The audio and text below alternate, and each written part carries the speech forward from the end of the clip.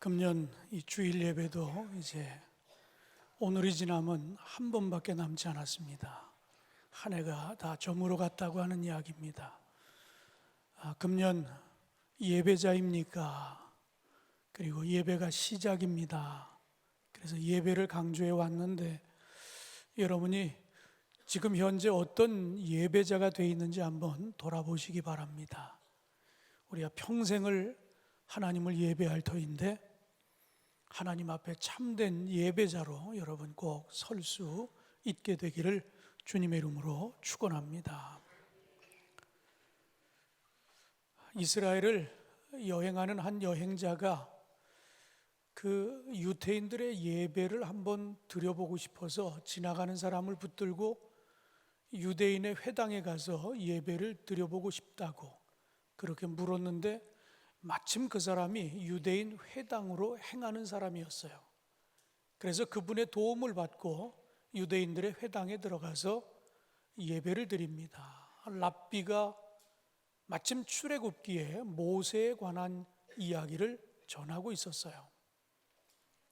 애굽에서 그 유대인들을 이끌고 나와 이제 광야에 들어가는 그런 모습을 이야기하는데 이 여행자의 눈에 비춰진 그 유대인들의 얼굴을 보니까 그래도 그 큰 민족의 지도자 모세에 관한 이야기라고 하면 그래도 관심을 갖고 집중할 줄 알았는데 일부 교인들은 졸기도 하고 그리고 별로 그렇게 관심이 없는 것처럼 시큰둥하게 표정들이 다 어두웠어요. 그래서 참 이상하다. 그래서 이 여행자는 그 자신을 인도해 준 유대인에게 물어보았습니다. 모세는 당신들을 젖과 꿀이 흐르는 땅으로 인도해 준 영웅과 같은 사람이 아닙니까? 그런데 왜 그분의 이야기를 하는데 저들의 표정이 어둡고 그렇게 집중하지 않습니까? 라고 물었어요. 그랬더니 이 유대인이 이렇게 대답했습니다. 물론 모세 덕분에 우리가 젖과 꿀이 흐르는 이 땅에 온 것은 맞지요. 그런데 이왕이면 젖과 꿀이 흐르는 땅보다 석유가 좀 펑펑 나는 대로 인도했으면 훨씬 더 좋았을 걸. 그렇게 대답을 했다고 합니다. 오늘 우리가 나누는 이 시리즈 설교는 디모데에게 그리고 다음 세대에게 우리가 뭘 전하고 뭘 물려줄 것인가 하는 이 시리즈 설교의 세 번째 시간입니다. 오늘은 성경에 관한 이야기입니다. 여러분은 이 성경의 가치를 얼마나 두고 있습니까? 저는 이제 교회에도 서재가 있고 제 집에도 제 서재가 있어요. 그런데 보면 성경이 꽤 많습니다. 왜? 어려서 보았던 성경, 군대 있을 때 이 포켓에 넣고 다니는 그 기도원 성경, 그리고 저는 신학도였기 때문에 성경이 다양한 버전의 성경을 갖고 있어요. 그러니까 영어도 킹 제임스 버전도 있지만 NIV 성경도 있고, 그리고 표준어 성경도 있고 공동 번역 성경도 있고 새번역도 있고 현대인을 위한 성경도 있고 개정 개역판도 있고 예전의 개역판도 있고, 그리고 우리가 요즘은 다 가로로 된 이런 글을 읽고 있지만 옛날 성경은 세로로 돼 있었잖아요. 한문도 있잖아요. 그러니까 가지고 있는 성경에는 비교 성경 해가지고 제가 가지고 있는 성경만 해도 보니까 수십 권이에요. 성경이 흔해졌어요. 옛날에는 성경을 갖지 못해서 성경을 보고 싶어서 그렇게 애를 썼는데 요즘은 우리 주변에 성경이 너무 많아요. 버전도 바뀌기도 하고 찬송가가 바뀌면서 또 성경을 구입하기도 하고 그러다 보니까 집집마다 성경이 굉장히 많습니다. 그런데 예전에는 이 성경이 너무 귀했다라고 하는 이야기예요. 우리 교회는 국제성서 박물관을 가지고 있습니다. 여기에는 꽤 많은 성경들이 있고 꽤 시대적으로 언어적으로 다양한 성경들을 가지고 있어요. 근데 우리가 가지고 있는 성경 중에 구텐베르크라고 하는 성경이 있습니다. 1400년대에 최초의 활자로 인쇄본으로 나온 게 구텐베르크예요. 그런데 이 성경은 1979년 영국 크리스티 경매에 지금으로부터 정확하게 40년 전에 이건 2권으로 되어 있거든요. 근데 이 성경이 이 지구상에 지금 전 세계에 드러난 건 28권밖에 없습니다. 이게 얼마나 귀한 거냐면 마치 보물과 같아서 세계 전도에 이 성경이 어느 나라, 어느 교회, 어느 박물관, 어느 대학에 있다라고 하는 게 지도에 28개 점이 찍혀 있어요. 그만큼 귀합니다. 이게 만에 하나 누구에겐가 옮겨가면 그 지도에 그 이력서가 다 있어서 누구한테 언제 어떻게 이게 팔렸는지 아니면 도네이션을 했는지 그게 다 나와 있어요. 근데 그 당시에 지금으로부터 440년 전에 그 성경이 경매에서 얼마에 팔렸냐면 500억에 팔렸습니다.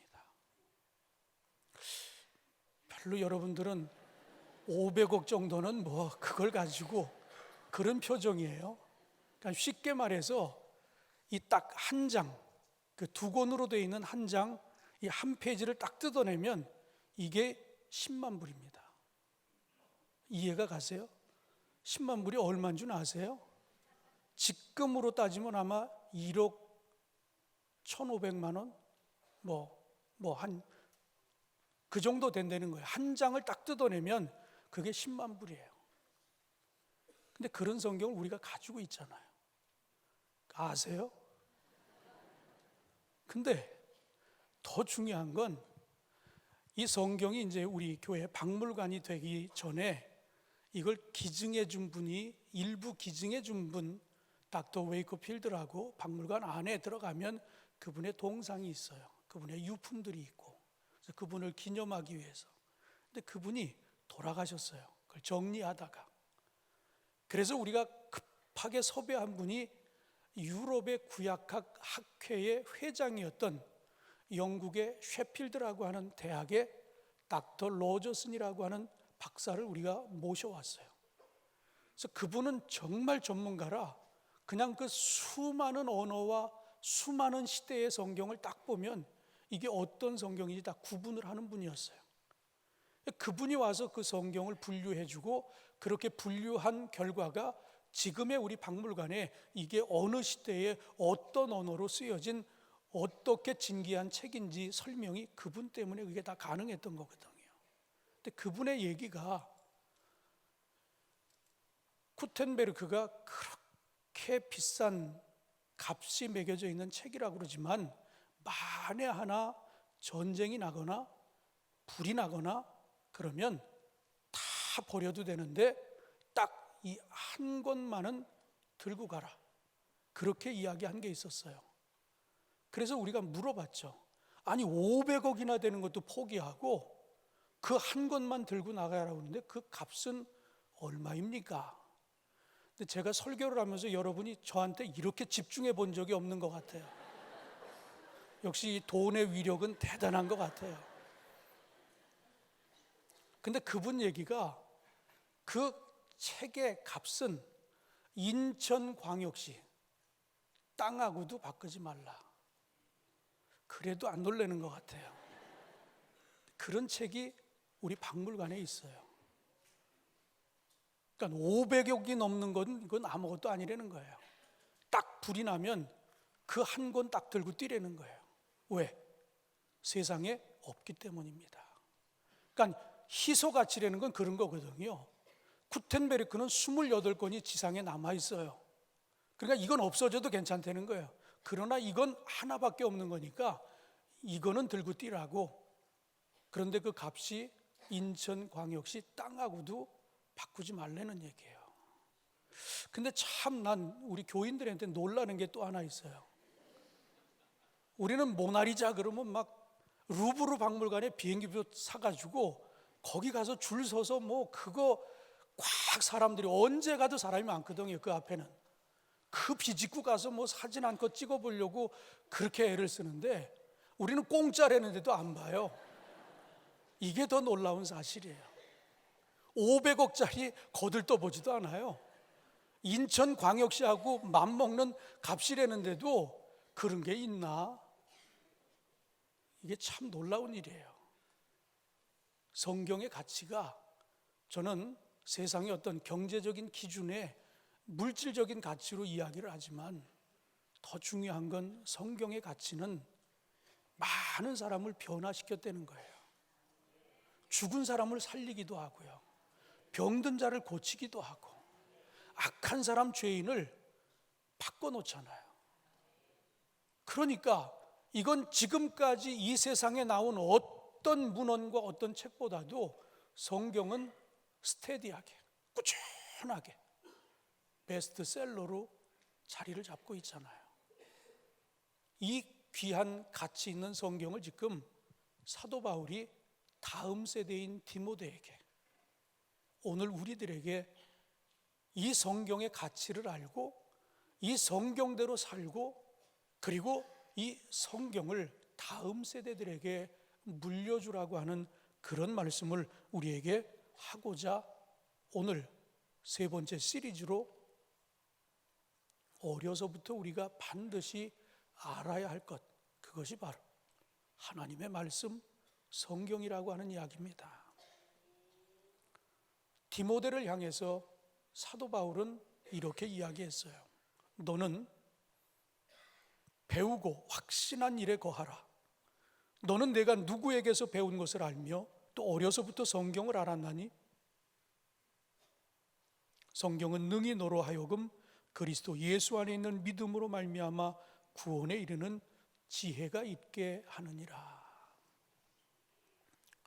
중요한 메시지는 이 성경에 대해서 배우고 확신한 일에 거하라고 그렇게 이야기하고 있습니다.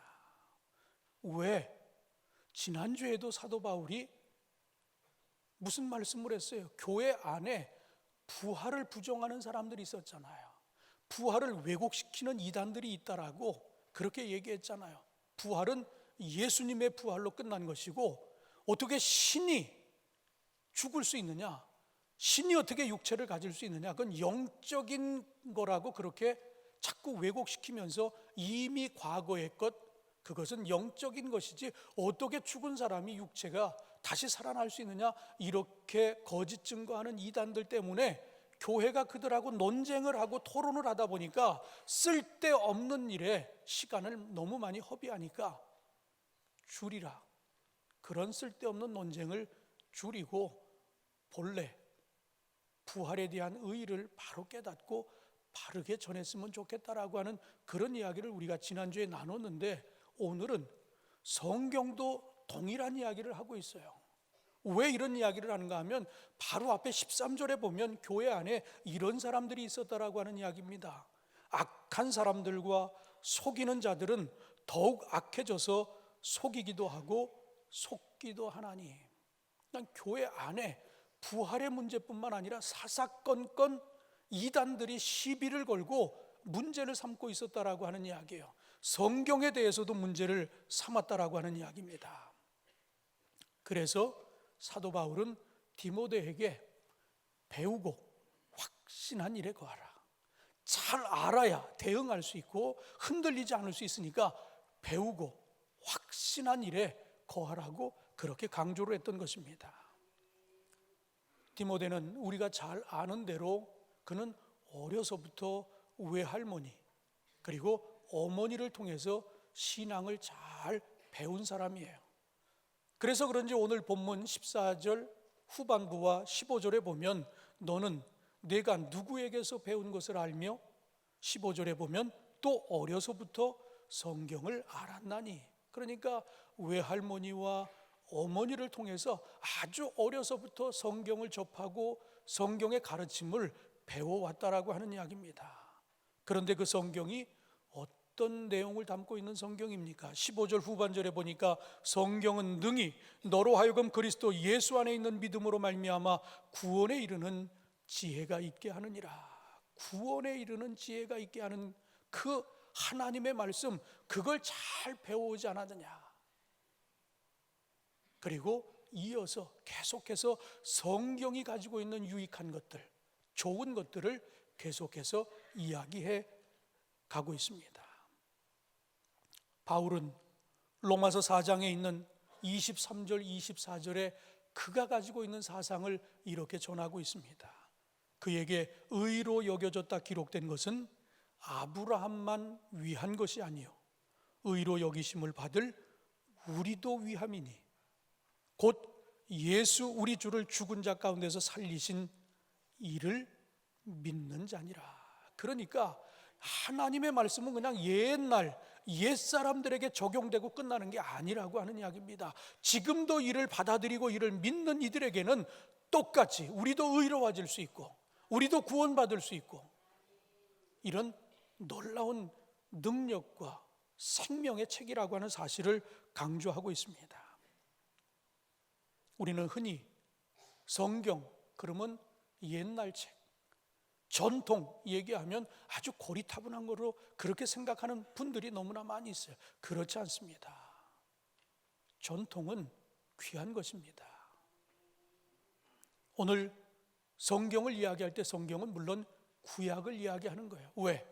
지금 사도 바울은 계속해서 성경을 써내려가고 있잖아요. 그 생명의 말씀을 듣고 그가 깨닫고 그리고 지금 이 디모데 전후서를 써내려가고 있어요. 신약이 아직 다 완성되지 않았기 때문에 지금 여기서 얘기하는 것은 구약을 얘기하고 있지만 그러나 이 구약이 옛 것이라고 무시할 수 있는 것이 아니라 그것 때문에 지금 예수님에 대해서 더 확신을 가지고 그분을 증거하고 그분의 능력을 드러내는 책이 되어지고 있다라고 하는 것을, 그러니까 우리가 떼어서 신약만 떼어서 구약만 그렇게 생각할 수는 없다라고 하는 이야기예요. 이게 다 연결이 되어 있다라고 하는 이야기입니다. 오늘 우리가 나누는 이 성경에 관한 이야기를 통해서 저는 여러분들 모두가 정말 바울이 디모데에게, 다음 세대인 디모데에게 왜 성경을 그토록 강조했는지, 그럼 오늘 왜 우리들에게 다음 세대를 향해서 이 말씀을 주시는지를 깨닫고 말씀을 귀히 여기며 말씀대로 살아 여러분 자신이 먼저 하나님의 사람으로 바로 서기를 바라고 그 확신에 찬 그 신앙이 우리 다음 세대들에게 이어질 수 있게 되기를 주님의 이름으로 축원합니다.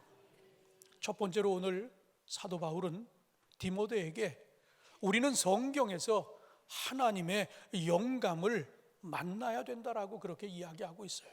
이게 무슨 이야기입니까? 오늘 우리가 읽은 성경에 보면 모든 성경은 하나님의 감동으로 된 것으로 16절에 보면 그렇게 기록되어 있어요. 그러나 새번역 성경에 보면 이 감동이 영감이라 이렇게 쓰여 있습니다.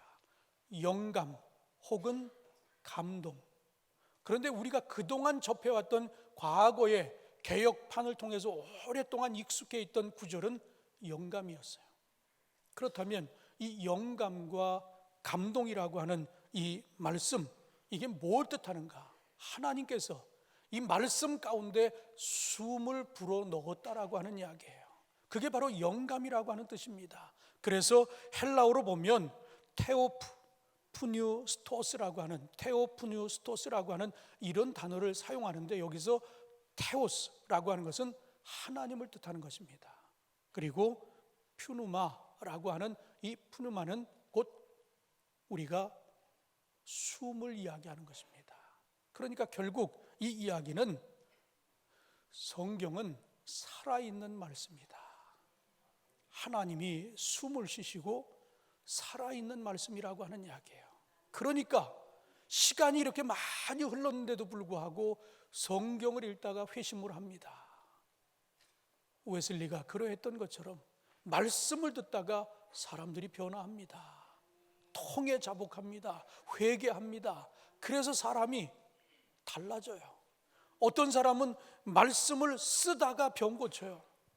우리 박물관에도 그렇게 필사를 하다가 암으로, 자녀들에게 이 성경 하나 남겨주고 죽겠다고 암 선고받은 경찰이 이걸 쓰다가 다 쓰기 전에 암을 치료받았어요. 그래서 자녀들에게 주지 않고 그런 간증이 있는 성경을 우리 교회 박물관에다가 기증을 해주셨어요. 우리 교인도 아닌데. 이처럼 말씀은 능력이 있습니다. 이런 능력 있는 말씀, 이것을 우리가 또 하나 증명할 수 있는 것이 있는데, 여러분, 로마 그러면 우리가 예수님 이전서부터 로마는 대단한 나라예요. 그래서 그 세계를 지배했던 로마의 흔적은 이렇게 수천 년이 지났는데도 로마 시내뿐만 아니라 다른 나라에서도 그들이 건축해 놓은 건축물들을 우리는 많이 만나볼 수 있습니다. 성지순례를 해보면요, 성지순례를 우리가 보통 성지순례가 코스가 한 3개쯤 됩니다. 소아시아를 투어하는 터키와 그리스가 있고요, 거기에도 가면 로마의 유적들이 많습니다. 그런가 하면 우리가 출애굽 경로를 볼 수 있는 이집트와 그리고 이스라엘과 요르단을 볼 수 있어요. 그리고 한때는 시리아와 레바논까지도 이게 성지순례 코스 중에 하나였어요. 물론 지금은 좀 문이 닫혀서 시리아나 레바논은 갈 수 없습니다. 그런데 우리는 교회가 10여 차례 이 성지순례를 했기 때문에 저는 다 가보았어요. 레바논에 가면은요, 그 그리스 아테네의 파르테논 신전보다도 더 웅장한 건물이, 더 보존이 잘 된 그 건물이 있습니다. 어마어마합니다.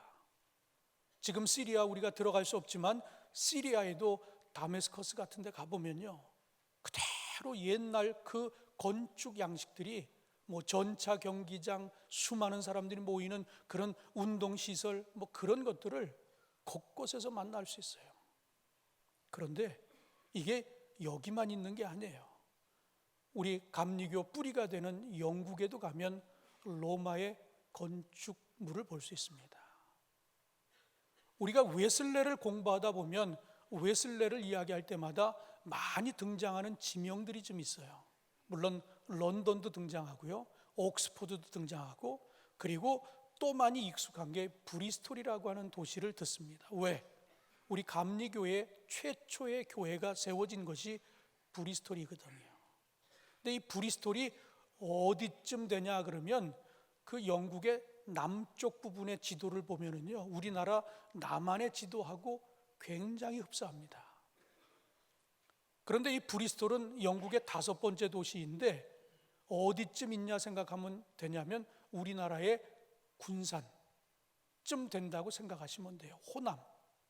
그런데 거기 보면 충청도와 이 호남을 가르는데 경계가 되는 금강이라고 있어요. 근데 영국에도 보면 에이본강이라고 해서 내륙까지 강이 쭉 흘러 들어갑니다. 바다에서. 그러니까 로마 사람들이 배를 타고 그 영국에 와서 에이본강을 타고 내륙까지 들어가요. 그래서 그들이 온천을 발견합니다. 그래서 온천을 발견하고는 거기다가 온천장을 세웠어요. 그래서 지금도 여러분이 영국에서 혹시 조금 더 세세하게 여행하는 분들은 가볼 수 있는 것이에요. 뭐 7대 불가사의 스톤헨지라고 하는 그런 것이 영국에 있는데 거기서 그렇게 멀지 않아요. 브리스톨이라고 하는 도시에서 차를 가지면 20분이면 갈 수 있는데 우리가 목욕탕 할 때 쓰는 바스라고 하는 단어의 지명이 나옵니다.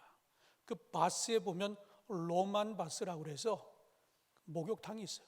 공중 온천장이 있습니다. 근데 그게 바로 로마 사람들의 흔적이에요. 제가 왜 이렇게 장황하게 로마의 건축물들을 소개하는가 하면 그만큼 로마는 그 시대에 대단했다는 얘기예요. 세계 곳곳에 그들의 흔적이 남아있거든요. 그렇다면 그들이 그렇게 뛰어나고 그렇게 훌륭했다라고 하면 그들이 가지고 있는 문헌은 어떨까? 문헌도 그들의 사상이나 또 글을 쓰는 사람들이 남긴 그런 지혜서나 이런 거는 대단하거든요. 그런데 지금 수천 년이 흐른 지금 그들의 글이 그렇게 많이 읽혀지느냐? 그렇지 않다라고 하는 이야기예요. 여전히 지금까지 꾸준히 읽혀지는 스테디하게 베스트셀러가 되는 책은 성경이라고 하는 이야기입니다. 사도 바울 한 사람이 13권의 신약 성경을 썼는데 그 성경이 로마의 수많은 문헌들, 지혜서, 사상가들, 그 집필하는 사람들이 쓴 책보다도 그 책이 더 많은 사람들에게 읽혀지고 있다라고 하는데 여러분 주목해 보시기 바랍니다. 무슨 이야기입니까? 성경이 가지고 있는 생명력 있는 능력을 이야기하는 겁니다. 이처럼 귀한 영감이 불어넣어져 있는 하나님의 말씀, 여러분 말씀을 읽으며 한번 그 영감을 느껴보시기 바랍니다. 그리고 누려보시기 바랍니다. 그리고 이 귀한 말씀을 전하는 그런 삶을 살아가시기를 주님의 이름으로 축원합니다. 두 번째로 사도 바울은 우리는 성경에서 옳고 그름의 기준을 배워야 한다라고 하는 이야기예요. 오늘 본문 16절에 보면 모든 성경은 하나님의 감동으로 된 것으로 교훈과 책망과 바르게 함과 의로 교육하기에 유익하니 라고 이렇게 이야기하고 있어요. 그러니까 시간이 바뀌어서 새로운 사상이 막 등장하고 이단이 나타나서 좀 혼란케 하고 그래도 완벽하고 완전하고 표준이 되고 기준이 될 수 있는 것은 하나님의 말씀뿐이라 그렇게 이야기하고 있는 것입니다. 그래서 그는 자신 있게 교훈과 책망과 바르게 함과 의로 교육하기에 아주 충분하다라고 그렇게 이야기하고 있는 것이에요. 그렇다면 우리가 그렇게 매일 말씀을 묵상하고 가까이 하는 말씀이 이렇게 귀한 것인데 과연 우리는 삶의 기준을 말씀에 두고 있느냐? 여러분 한번 가슴에 손을 얹고 그래 나는 하나님의 말씀대로 살려고 내가 노력하고 하나님의 말씀이 우선하고 있다고 그것이 기준이라고 여러분 그렇게 사는 분들이 과연 몇 분이나 있을까요?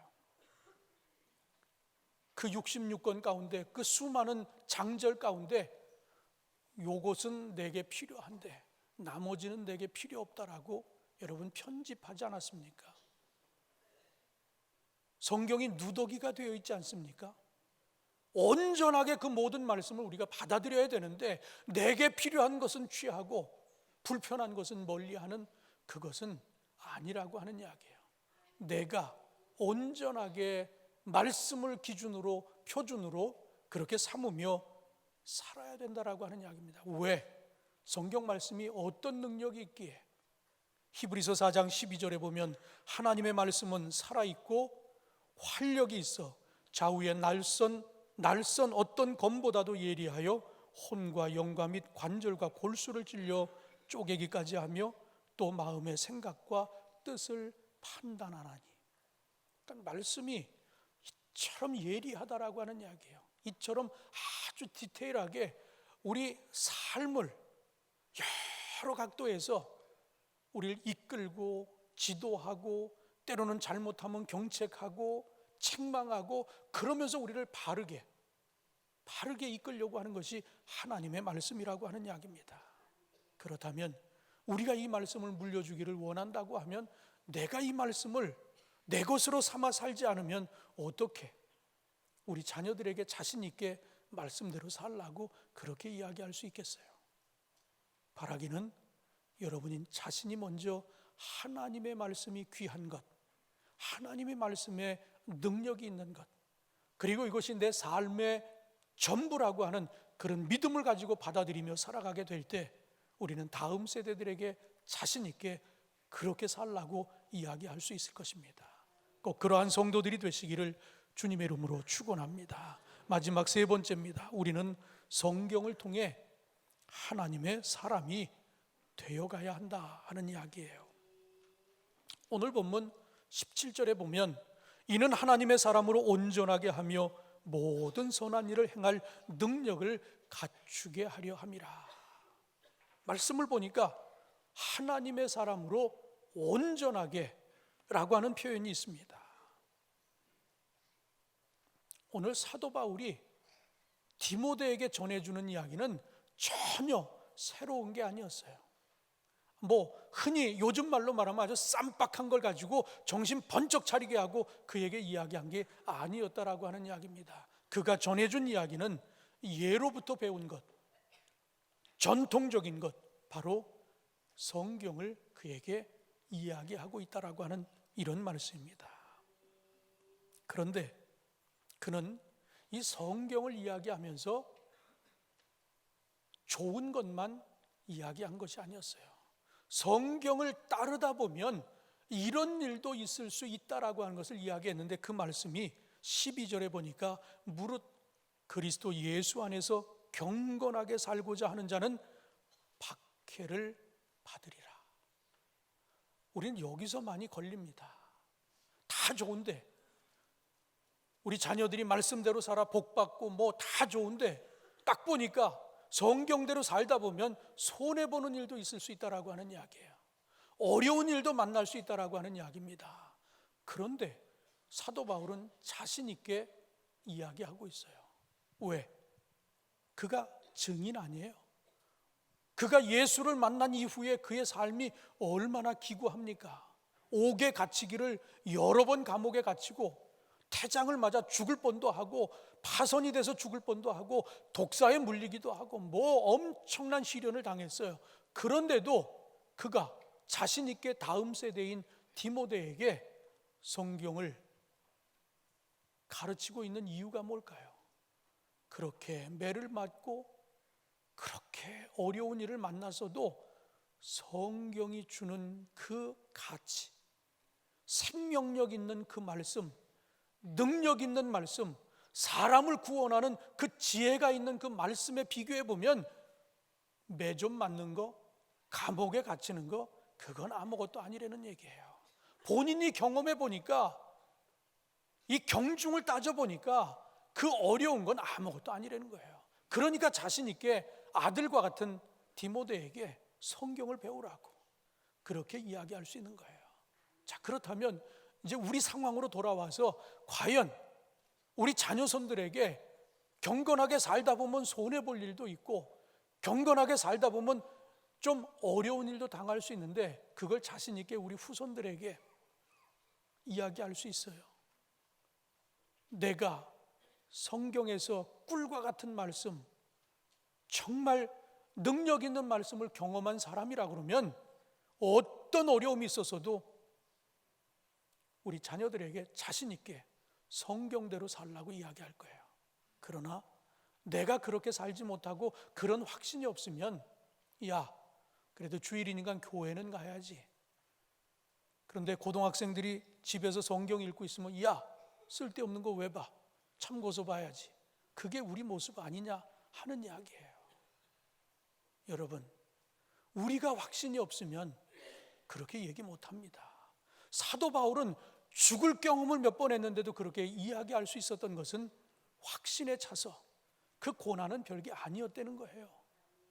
그 말씀이 주는 그 힘, 그 능력을 경험했던, 자신에게만이 아니라 수많은 사람들에게 영향을 주고 있는 이 말씀, 이게 너무 귀했다라고 하는 이야기예요. 오늘 이 말씀을 듣는 저와 여러분 모두가 이 말씀의 귀함을 깨닫고 말씀대로 하나님의 사람이 되어져서 자신 있게 우리 자녀들, 후손들에게 그래, 말씀대로 살아야 된다라고 그렇게 외치고 전할 수 있는 저와 여러분 모두가 되어지기를 주님의 이름으로 축원합니다. 기도하겠습니다. 좋으신 하나님, 은혜에 감사합니다. 디모데에게 다음 세대라고 하는 이 시리즈 설교 가운데 오늘 세 번째 시간으로 성경과 전통을 가르치라고, 전하라고 오늘 말씀을 나누었습니다. 이 성경이 가지고 있는 그 놀라운 가치와 능력 깨닫게 하여 주옵소서.